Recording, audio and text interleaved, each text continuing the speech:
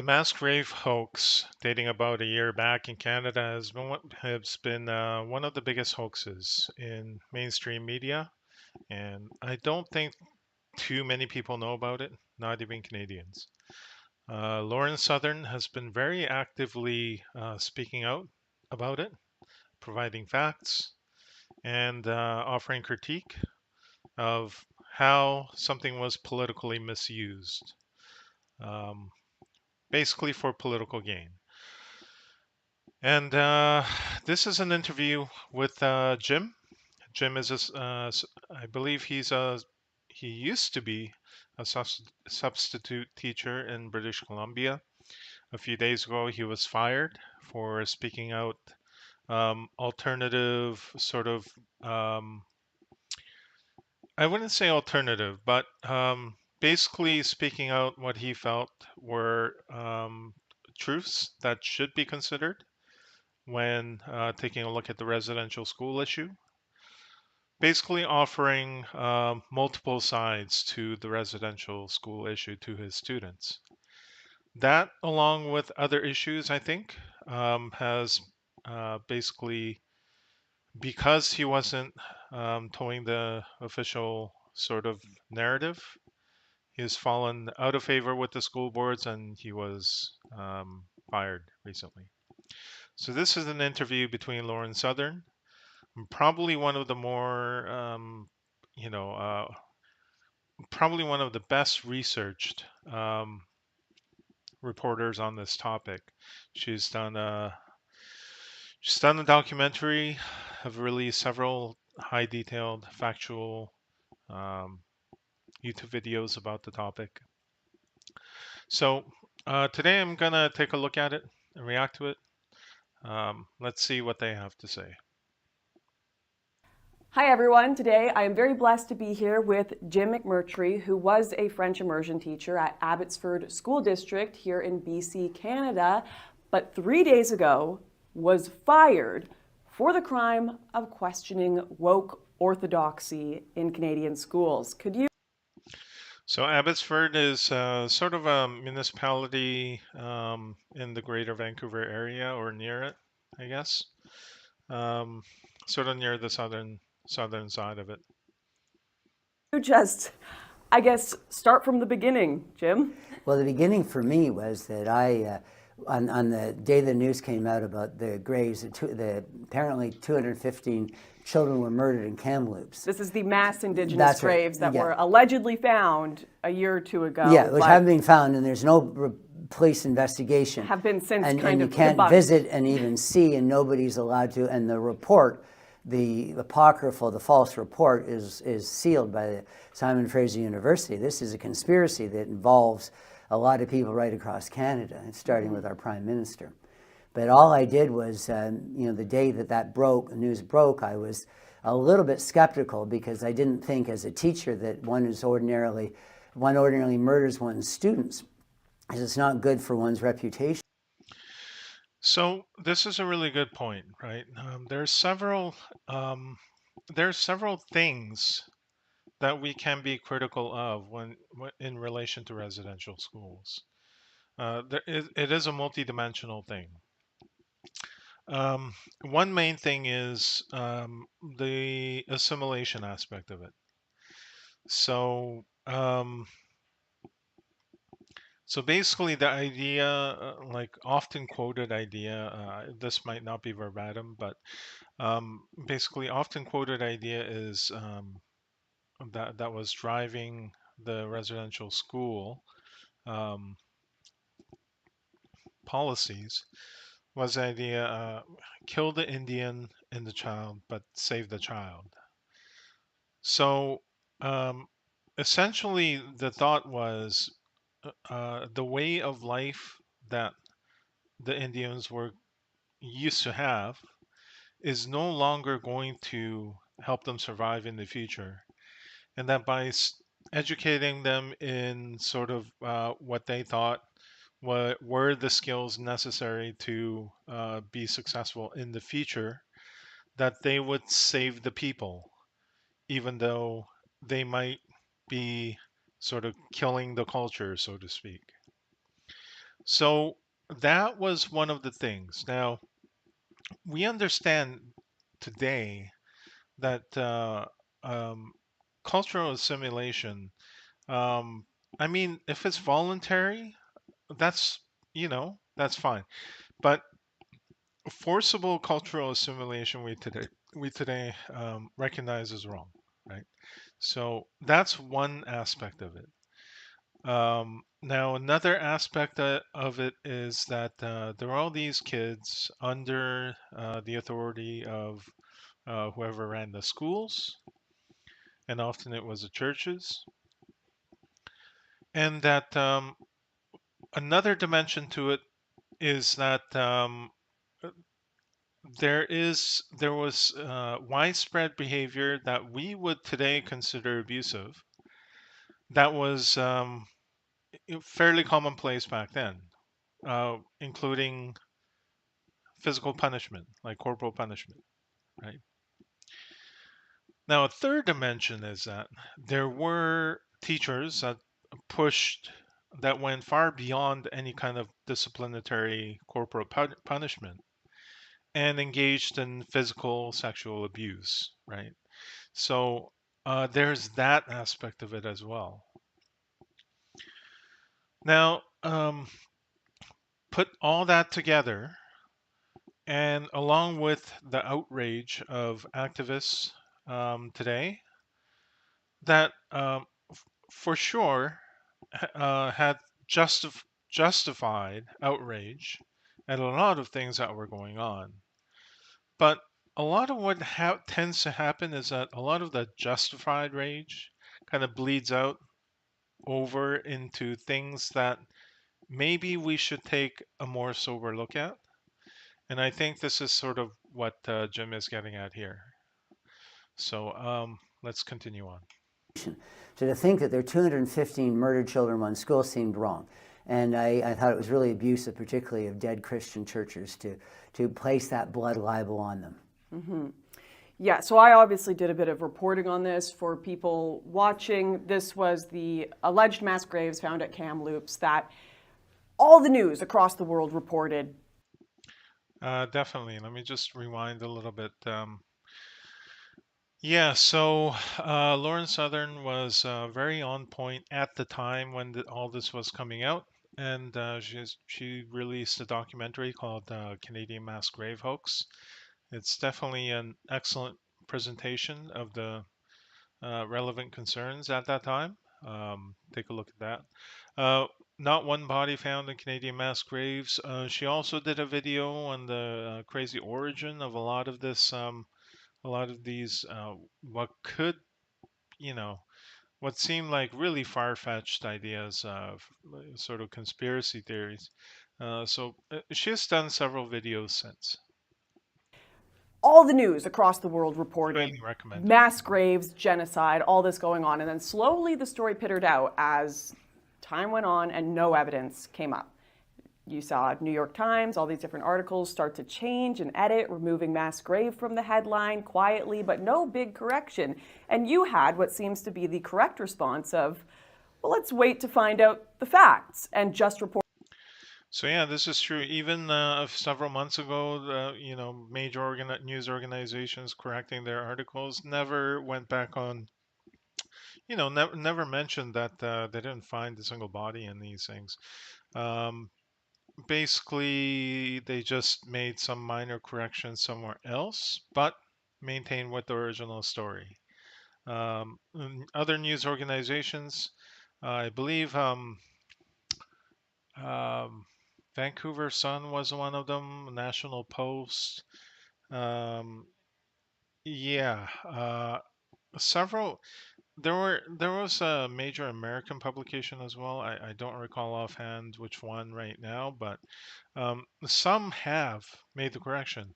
Some did point out that nothing was found and that these graves were known about by the community, and that they were like graves that were being used by the community in a lot of instances, just by people in the community, including white people, and not just residential school children. So but anyway, we might return to that topic later. I might I might go over one of her other videos later on. Let's continue on. Report the facts we have right now. So you told your students what was said in the Truth and Reconciliation Commission, essentially, which was that most people died in these schools from disease. In fact, most of those kids, in Kamloops, they said 215, but there were only 51 children who ever died while enrolled at the school, and most of those schools died. Most of those children died. They'd get them out of the school, of course, if they were, deeply infected with contagious disease. They died either back at their home reserve or in a local hospital. So there are very few people that ever died at the school, but 51 is the total number. So 215 is a ridiculous fabrication.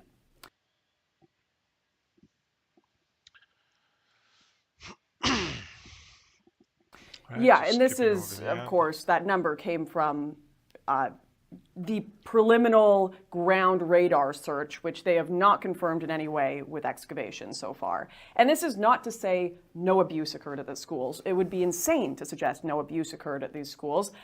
What we're myself and you as well, it seems, are asking people is to look at the facts that have been not only reviewed by the government, but by Indigenous elders, and were put in a Truth and Reconciliation Commission for everyone to see, not the media hysteria. So can you say the... Yeah, just on that note there, I just may say that my wife's grandmother wasn't given an education. Mm-hmm. She was an orphan. She was deemed not intelligent enough to receive an education. She had to work in a laundromat. And this is in Ireland. And then at 16, she was sent to Canada to be married. That's my wife's grandmother. So lots of sad stories if we go back in time. So, of course, there are many sad stories in residential schools, but that's not the point. I think as a teacher, I'm under an obligation to tell the truth. Mm-hmm. And so I was French immersion history teacher when it happened. I had a student say in class, while I was teaching Calculus 12, but they were working the kids into an hysteria. Yeah,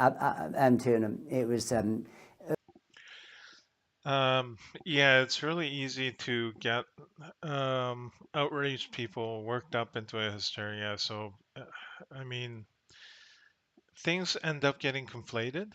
So, there might be things like, okay, some individuals have experienced abuse.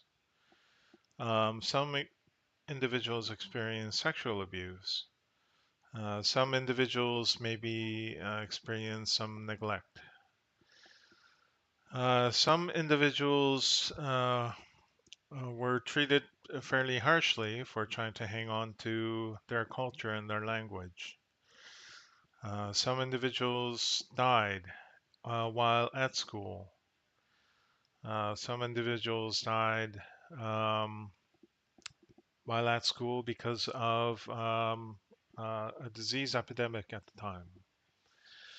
Now, what tends to happen is instead of individuals going through these things, everything gets conflated into the group went through these things, like as if they all experience everything all together, or not all, but um, individual cases become that was widespread or prevalent. So I think there are certain things that we can assume safely that were more prevalent than others. Probably the the cultural assimilation part was very prevalent, possibly. But on the other hand, things um, like intuitively, commonsensically, you would think that things like sexual abuse or physical abuse leading to death from the abuse in the school premises. Those things would be quite rare in comparison to maybe the cultural assimilation aspect of it, right? Because it's kind of a stretch to say every teacher from every church involved in the residential school program was there to predate on the children and were not there to teach, right? So things can easily become some individuals experience this, maybe not all together, and like by one one individual or a specific subset of individuals, but each each um, each group of individuals having experienced some of these things, one or some of these things, and maybe rarely a few experiencing all of them. But the point is, it's not a monolithic thing. Like the group, as a group, experience these for some of its members can easily become, well, all the children went through this and this and this and this and this. And basically just losing all rational context and fueling an even bigger outrage. The strangest thing, the kids were wearing orange. They all were given orange shirts. They had some had armbands or wristbands, painting their face. It was like the 2-minute hate in Orwell's 1984. Down with Christian teachers. And I thought it was very peculiar in Abbotsford because it's known by many people as a Christian community, but there was so much that was happening around the school with orange, face painting and armbands and wristbands, and everybody had orange shirts. The teachers were wearing orange shirts. And because I was a substitute teacher, I didn't know about this, and I didn't anticipate this, and I wasn't given any directive. But within a short while of my teaching Calculus 12, I was told to stop what I was doing and talk about the news. And the news. So a principal or someone came in and said, No, the principal over a loudspeaker over the PA system. Said you have to talk All the about the teachers, mask all the rates. teachers had to talk about something that wasn't true. And the kids were all worked up and emotionally distraught. So I worried about them, so I tried to talk them down. So when a girl said that the priest murdered the children or tortured them to death by keeping them on the snow, all I said was residential schools generally, when there were deaths with children enrolled, it was because of disease, particularly tuberculosis. For the most part. For the most part, yeah. And I also mentioned accidents, fires. Mm-hmm. But I didn't say murder. And a student right away said, "Are you denying cultural genocide?" And she didn't get mad at me afterwards because what I said, assured her, I said, "Well, I don't use the word genocide, but I see what you're saying because it was forced cultural assimilation." Yeah, so that's part of the thing. Words just become mixed up. Uh, the phrase cultural genocide, for example, genocide is the murder of a group of people based on their perceived race, right? Based on their genetic difference.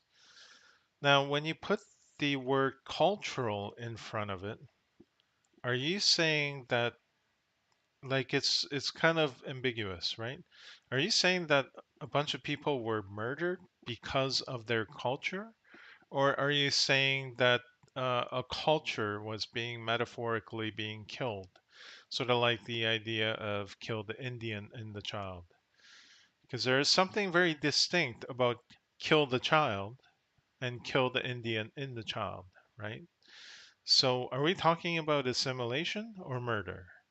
But sometimes it just gets conflated. And when one and it gets to a point where like they might be talking logically about assimilation, but emotionally it's being wielded as a weapon, as if we were talking about physical murder of the people. People at the time believed that it was a good thing to get an education. It was a good thing to fit into the modern world. I don't believe the intention was bad. I think the intention was, obviously to help. If they wanted to kill kids, why would they have spent money to have them educated? I think it was, the idea was it was flawed. It was done on the cheap in some cases, but it wasn't what the world These is weren't saying. death camps. Thank you. Is essentially what not only someone like me would say, but what the Truth and Reconciliation Commission done by the government and elders within Indigenous tribes would say as well. It's like you said, the data, the hard data that we've spent years and years investigating, the government and Indigenous people have approved is the majority of these deaths did happen from disease. So you said nothing. So yeah, a lot of this data was studied in the Truth and Reconciliation Commission, or through the process of it. And basically, a lot of it was confirmed. So anybody that actually read through the Truth and Reconciliation Commission reports would have known that the 215 deaths or whatever just from the Kamloops school alone, that would have been really far-fetched because they've already taken a look at the evidence of all the residential schools, and there is no evidence of that having happened. Um, so I don't know where they would have gotten the data from. And the Truth and Reconciliation Commission was very thorough in gathering all its evidence. If there's evidence regarding the Kamloops school that was not picked up by the TRC, I would be very surprised. I would like to see it, but that's the problem. Nobody has seen the evidence so far. They haven't even exhumed any graves. Anyway. Nothing false, essentially, to your Yeah, class. but my employer was saying things false because they were talking about, and they wrote to parents, to students, to staff. They talked about mass graves. They talked about, they presented the narrative, and it's all it's darkness. Mm-hmm. And this is to young kids. Kids in kindergarten were told this. But it's the same with George Floyd. Kids as young as grade 1 in kindergarten are told about. Did you hear about the white police officers who killed the black criminal, the As black if they hero? have an idea to wrestle with these concepts at that age at all. Like But no, but they're saying the ability, same thing. They're it's talking about cunnilingus and masturbation with kids in grade 1. This is Soji 1, 2, 3. This is what they're doing in our school. This is an indoctrination program.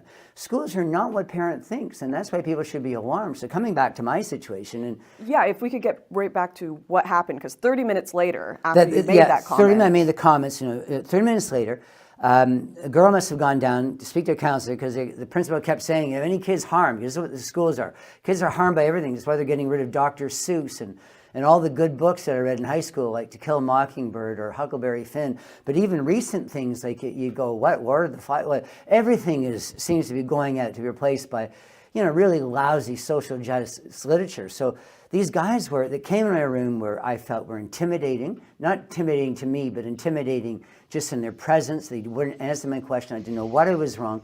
Teachers can only, they said, what did they say they to didn't say you? anything. Get your stuff. So they said, grab your stuff and Wow, that's pretty harsh. So that's true. I think kids are being exposed to some heavy hitting subjects way too early before they can recognize the nuance of things. And some of these topics are complicated, right? And if you approach it in a simplified manner, like topics of race, that kind of thing, like if you approach in a very simplistic manner, all you're going to do is essentially instill the seeds of basically us against them racial war mentality, because that's like the simplest narrative that people can come across. And when kids are not equipped well enough to see the complicated social situations and complex factors into things, um, I think you're really doing them a disservice. nothing leaving. else. I said, what did I do wrong? Why am I leaving? And then I realized it was serious, and I didn't want to make the students uncomfortable. You could hear a pin drop.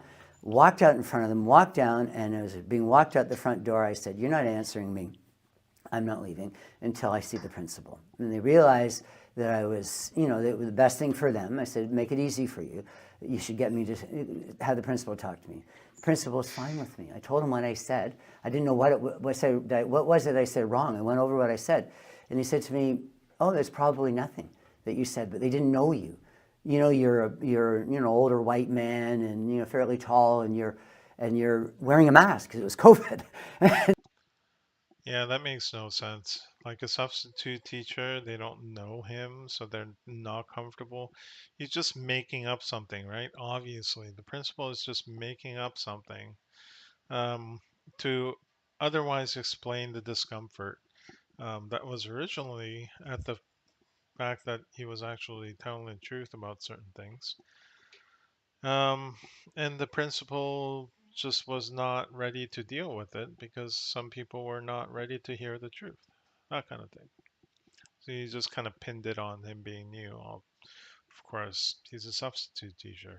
Um, And so they didn't know me as a substitute teacher. He said, so they didn't know you, so that was probably your mistake. And I said, well, how's it my mistake when I'm a substitute teacher?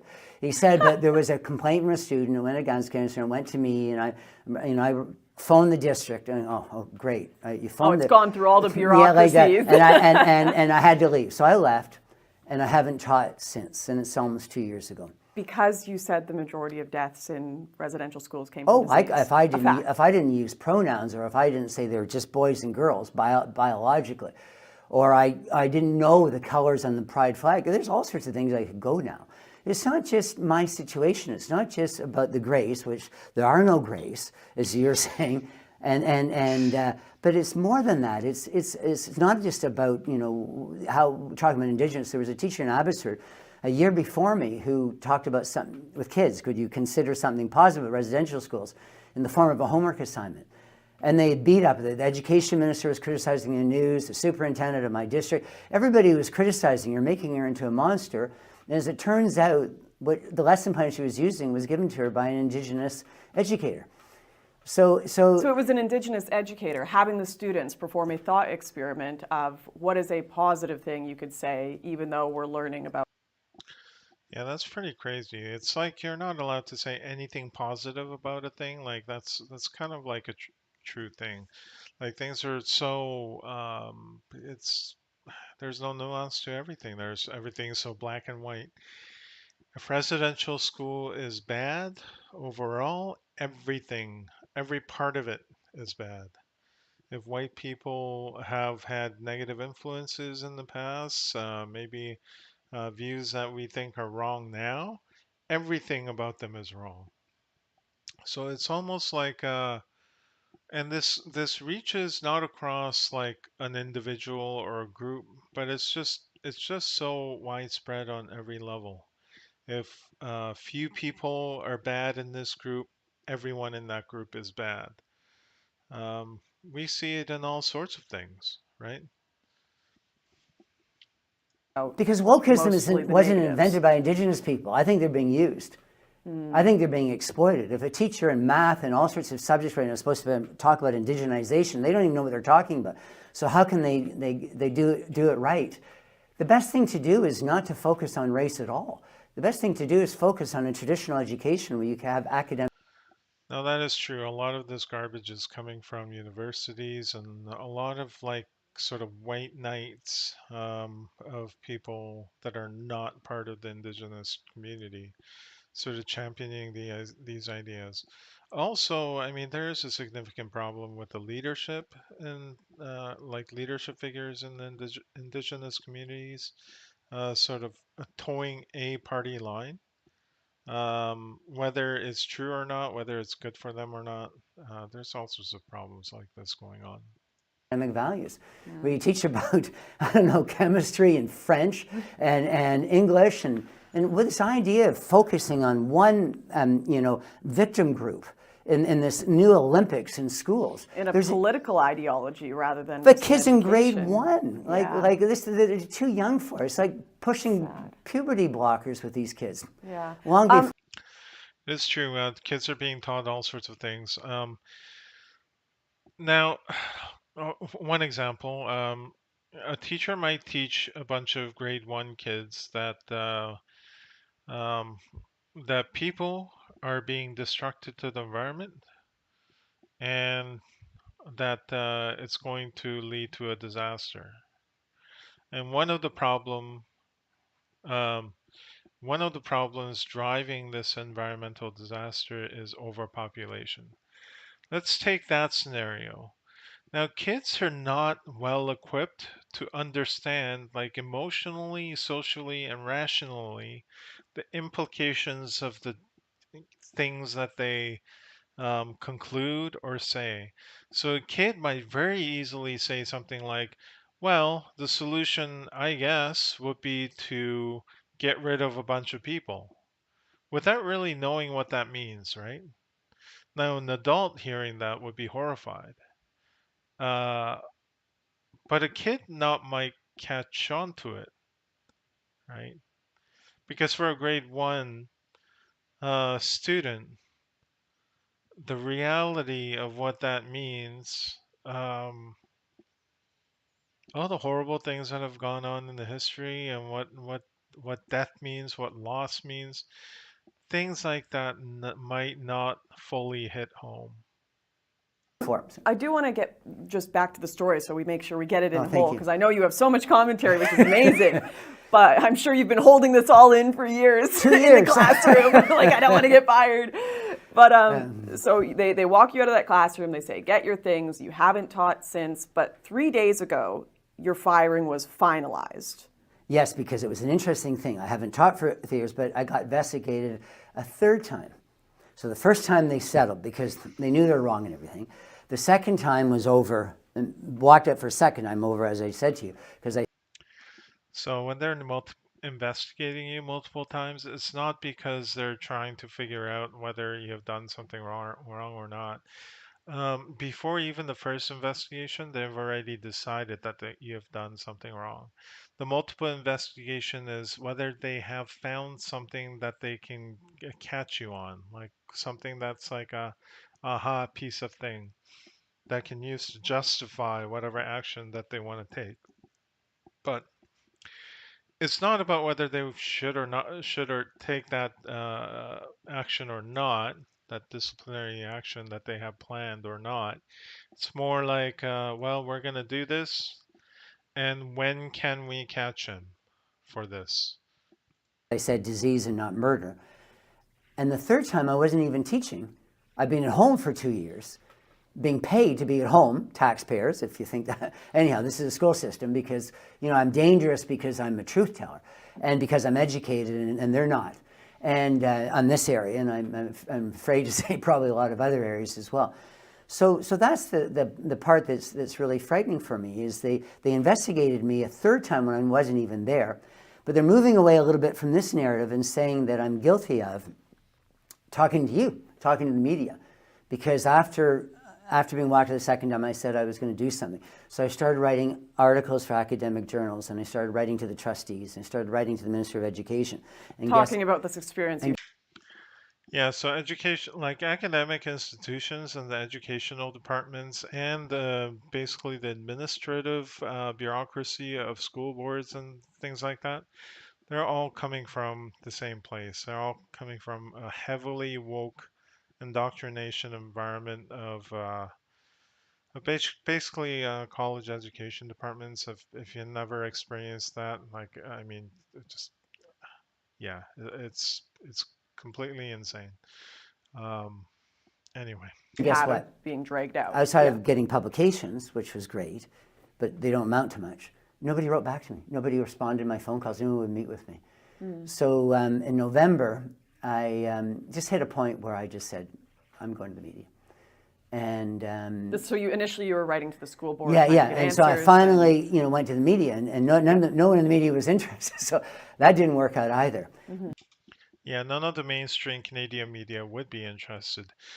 Um, yeah, CBC, CTV, Global, City News, like none of them would have really responded well um, to any views sort of contrary to the popular narrative, right? So maybe some of the only pushback in this kind of thing that the media would give would be sort of more conservative media or maybe a contrarian media. Um, places like the Vancouver Sun or the Western. Is it the Western Standard or the Western Herald? I forget. Rebel News, independent YouTube news content creators, things like that. But it's definitely not going to be the big three: CBC, CTV, and Global. They'll never. They'll just keep on pushing um, their narrative until, well, they'll probably just take their narrative to their graves with them. But they saw that I had done that because I copied them an unpublished letter to the local. The Abbotsford News is the only one I went to, They saw that I had done that, so they started a third investigation. And they're getting me in the fact that a teacher can't speak out. You could take anybody who has chronic pain. It doesn't matter who they are. It doesn't matter. Yeah, so um, schools just really hate it when you speak out against anything they say. No democratic rights Because because if the teachers can't say what is happening in the schools, how are we supposed to know what's happening well, to our because the kids? teacher might reveal the manipulation of children. Do you know that a woman? So they can fire you as a teacher for saying what is happening in classrooms. They did They 3 did. days ago. I had a woman write to me yesterday. She said, "Thank you very much." A mother in Abbotsford. She said, "I have a daughter in the school, in her friend group. 4 of them are transitioning to male." Now that's anecdotal. That's one person. This is a huge problem in schools. Yeah, so one of the biggest things that happened recently was with COVID. A lot of instruction was happening online.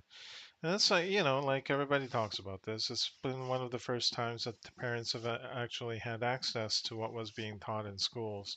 And in a lot of cases, a lot of parents were kind of shocked at what kinds of things were being taught.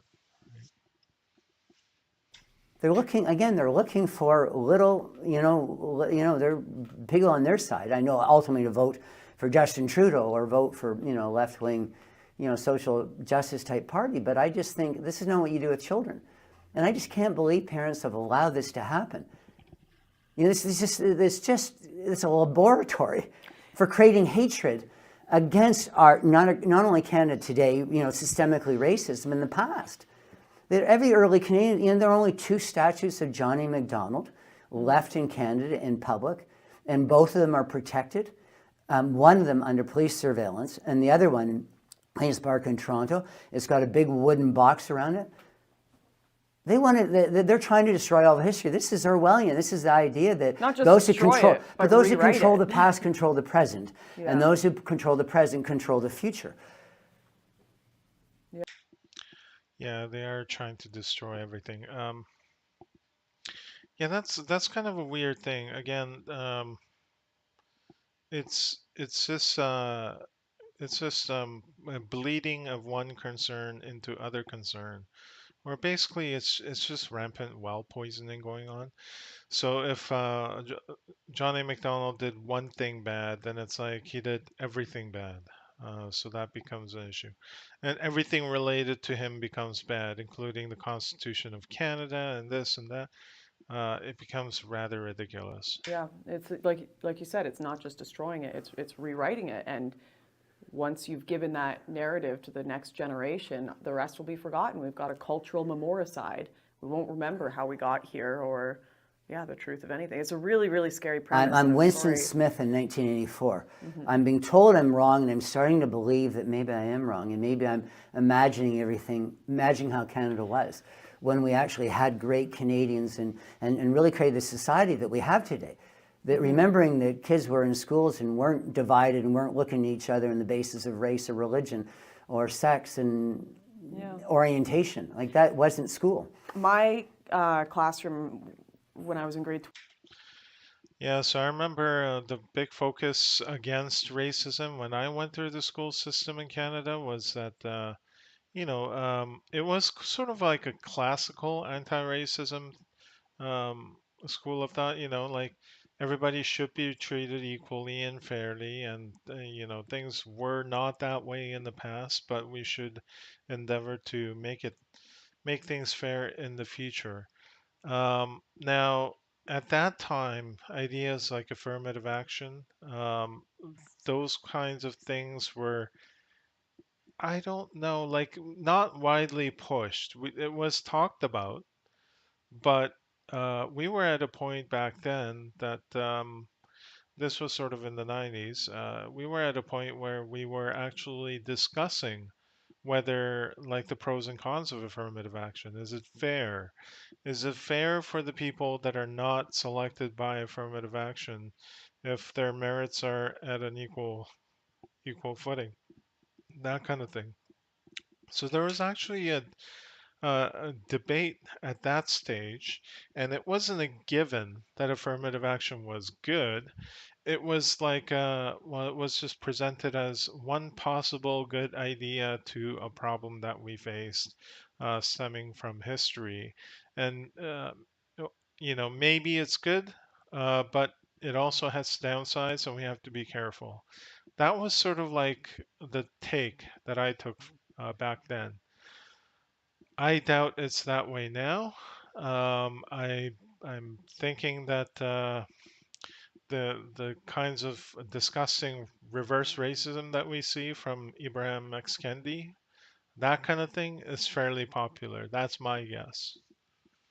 12, we had the first Social Justice 12 course introduced when I was in grade 12 in my school, and I took it, and I'll never forget being split at the lockers between, if you're white, go to that locker; if you're not, go to the other; if you're a woman, go to that locker; if you're a man, go to the other. You're privileged, you're oppressed. And they did that for various different things, and that is completely what pushed me against woke culture. So there will be students there that will see what's going on, and hopefully they'll have parents But telling them to where are they? question. But this is what I did when I did the Rebel interview, and that's what that's my November. I did the Rebel interview, and then they jumped all over that, the Abbotsford letter there and the Rebel interview, and it was with a woman who was black and part Indigenous.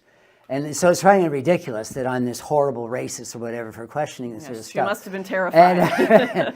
And so it gets out there, and I'm asked, what is it? What can be done? And I said, people need to get stronger. They can't, if it's just one person, then I'm going to get fired, and voila. But if it's kids, if it's parents, if it's teachers, and there's enough of this, it will end like that. Because I don't think no teachers aren't walking around going, we need to have land acknowledgements every day to say how terrible our ancestors are. And what good use of educational time? Well, let's take 5 minutes saying the same thing each and every day. While kids are rolling their eyes and going, whatever. Like this is indoctrination. Yeah, the land acknowledgement is really weird to me. Uh, I don't know. It's I mean, I understand it. I understand in the Canadian context that things were fairly recent. Um, but I don't know. Like, things were just as recent for me. Like, I have a Korean background. There were things that were just as recent to me. Like, if you take a look at history of Korea or any other country around the world, often the history is just filled with territory switching hands from one group to another to another to another. So Korea had a history of, I mean, way back when there were all these divided kingdoms. They constantly fought each other, took over each other's territory. Each kingdom was associated with sort of like had a significant association with like family, specific lineages and family names. Genealogy was a big thing in Korea. And then there was Japanese occupation of Korea. There was basically the Korean War, with Chinese being involved, and then post-war Americans being involved. Like, who has whose land and who's taking over who, and how far do we go back in insofar as who we blame for today's problems, right? So, for somebody who has a history that complicated, maybe it doesn't make too much sense. Maybe in North America, though, things might be simplified a little bit, but I don't think so. I don't think as simple as a lot of them make it out to be, because even well before Europeans arrived, there was a lot of warfare going on already um, in North America, right? So I don't know about these things. And so if people get strong enough, and you're part of this right now, you're part of creating around my story and other people's stories, because there's others, who are experiencing what I'm experiencing, then all of a sudden we're going to find out this will end in no time, because students don't want this. They don't want to be manipulated. They want to come to their own conclusions. They want to decide for themselves their sexuality and their politics and all that sort of stuff. And of course, parents want their kids to make it in this world. They want them to know how to write an essay. and do long division. They don't want to have them going, Mom and Dad, guess what? I can tell you what races are on the pride flag now. And by the way, our race isn't one of them. So big surprise there. Yeah, I just, Yeah, when I was going through school, my parents would have been like, whatever that you're teaching here, like, does that contribute? Can it help my kid become a doctor or a lawyer or an engineer or some other prestigious job, right? Will it help him become an intelligent child that can learn these things and make a career for himself once he goes through college? They would not be thinking about these uh, social topics. Um, and there's a lot to be said for that because time is not unlimited. The more time you spend on these other things, the less time you have on um, what is important. Now, as far as what is important, um, I don't know. Maybe parents should have more of an input as to what might be important or not.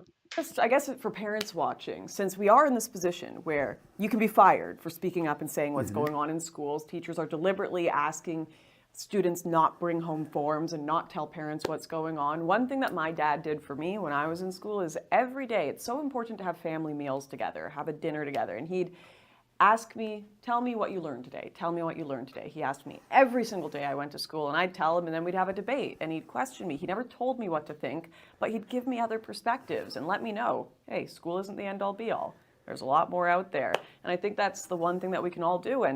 But of course, on your side, you've had the peek behind the curtain of what's actually going on in the institutions, not just whispers from the students, and you exposing this is so important to getting that truth out Kind of there. piggyback on what you just said. The Dalai Lama once said that truth is like a crystal, that each facet or side is one part of the truth, and together it's an entirety. When they were going after me for saying the wrong thing and suggesting, of course, that this, that there are all these murdered children wasn't true, I wasn't really presenting that. I just said disease. I was just giving a different perspective. I've never said to anybody that there aren't dead children in Kamloops. There might be. Right now, we don't. They haven't excavated, Yeah, so we yeah, don't right. know. And it should have. Listen, that's the problem, though. These people can't handle multifaceted things. They just glomp onto one thing, and every problem gets reduced down to a single variable problem. A famous example of that is Jordan Peterson's interview with Kathy Newman, right? When it comes to women and work life, Jordan Peterson is looking at it through on the multifaceted analysis of it, multivariable. But there are people who keep insisting on hanging on to one thing, right? It's kind of like what's that cowboy's name in City Slickers? It's like there's one thing. Um, you can't reduce things down to one thing usually, not in life. Things are almost always way too complicated for that. But some people insist on playing this game of reducing it down to one thing, for example, reducing everything down to race or reducing everything down to a class struggle. If they're reducing everything down to one thing, and you're not going to play along, then they get real mad, right? And that's a problem. Be But, taught but as it's unlikely. facts. It's unlikely, right? Yeah. It's unlikely that anyhow, we know it's not going to happen. But if it happens, then I'll change my perspective. Yeah. But all I'm wanting to do is that we can't make sense of anything until we know the whole story. Yeah. It's a Well, I think he was actually trying to teach the kids a very important thing, and that's almost like an oversimplification detector. Does this smell right? Like when you say like 215 kids were murdered at a residential school, before just accepting that, let's do a smell test. Does that smell right? Like, does that pass? Um, like, does that make sense? And it's like he's trying to help these kids develop common sense. um, kind of like a skeptic outlook, given any issue, sort of questioning things, right? And I think that's what a proper teacher should do. So does it make sense that 215 kids died and nobody really knew about it until now, or like a year ago, when they thought they discovered them through ground detecting radar? By the way, like the interpretation of those radars, I don't know if you have seen these things, but it's highly like it's a lot of guesswork, right? So let's say that's the narrative. Does that make sense? Should we wait for more information before we start um, making a judgment? Or even, I mean, some people just carried it really too far. They just made a snap judgment. Yeah, that is exactly what happened. And I'm going to burn a church. And like what, 20 churches burned because people somehow associated the teachers from various churches from back then with current churches now, and the pastors or the priests that are in them right now. Again, sort of conflating individuals in a group, you know, basically blurring the lines of responsibility between individuals, one set of individuals in a group to another set of individuals in a group. It's like this idea of group responsibility that's supremely destructive, I think. Like one group of white people, or very few specific white people do something, and then it gets transferred over to all white people. I mean, we condemn that when people have done it against black people, indigenous people, and such in the past, just lumping everyone as the same, and making some people pay for the actions of others. We denounced that in the past, or actually, we continue to denounce that, but very selectively, right? Uh, that rule applies to black people, but not white people, that kind of thing. There's a lot of weird beliefs going on today. Very backward system. It's a very backward system, and it's sad. And I am sorry for both the students and you that it has come to this essentially, but unfortunately also not surprised. But there's good that's going to come out of my situation. Yeah? And that good is being here with you, because more people are going to know. And I think kids, again, they want to know the truth and they want to come to their own conclusions. Yeah. So wokeism is contrary not just to education, but it's contrary to the interests of children. Yeah. And what a shame that people are quiet now when this is happening. Well, I hope many people. I think that's an important skill that kids should be taught. Given a set of beliefs, or given a set of data, it can be sometimes really easy to draw conclusions, and really easy, and people do it all the time, but in a wrong way. That's why we have an entire category of this way of thinking called fallacies, right? Because of our evolutionarily created heuristics, we basically sort of tend to jump on conclusions based on a thin set of facts. And usually it serves us correctly, it serves us, it's beneficial to us, but often it's not. And often it's unfair, often it's unjust, often it's not true. So these are the sort of things that kids have to be sort of taught against. So the instinct is to jumping to conclusions. What should be taught is how can we sort of have a second sober thought and sort of catch that and make sure that we're not drawing wrong inferences from things.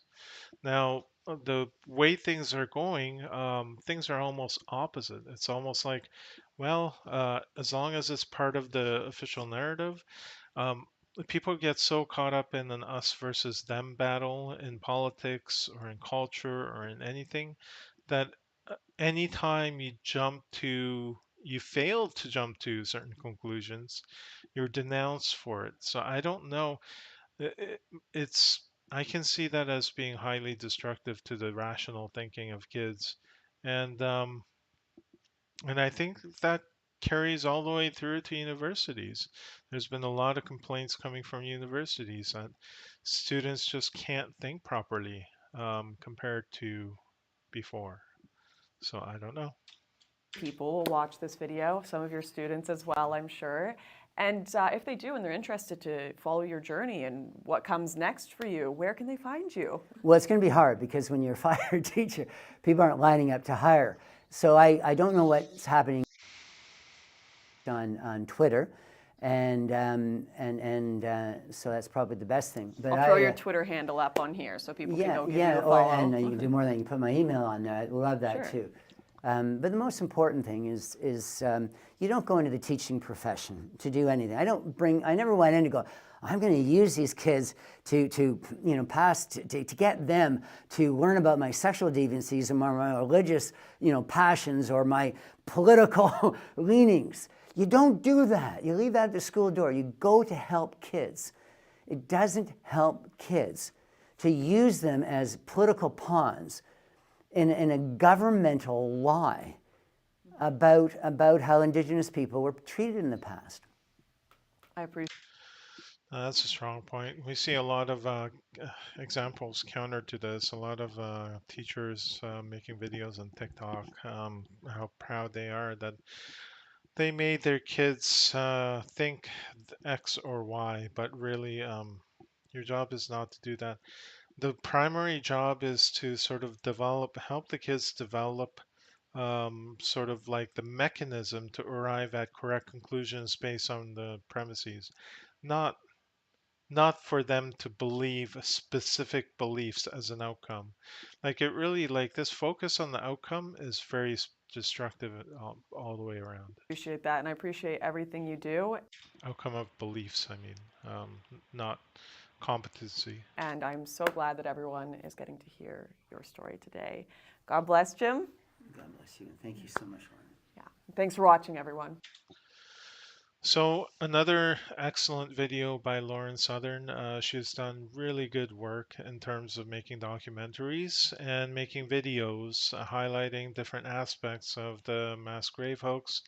Like in this interview, I think Jim was sort of taking a more holistic approach to his situation. He was not focused just on, I mean, he the I think his troubles began with him making a comment about the 215 deaths or whatever, when he said that a lot of that could have been from disease, or while factually known that a lot of that was from disease. Um, but I think he was taking a more holistic approach. So talking about maybe gender theory, race theory, and all this stuff that are being pushed on kids these days. Um, and I think Lawrence Sutter trying to sort of bring him back to sort of home base and talk about the mass grave hoax in a little bit more specific way. And it's always good to stay on topic. But yeah, I think they both accomplished their goals without, um, uh, undermining the goals of the other. So. Yeah, to the extent that Jim was talking about all the other stuff, I think it actually contributed to um, more facets of understanding the whole, how the entire firing happened relating to the mass grave um, issue. Okay, so I would like to thank Lauren Southern for putting this together, and I'd like to thank Jim for sharing his thoughts with with Lauren for the benefit of us.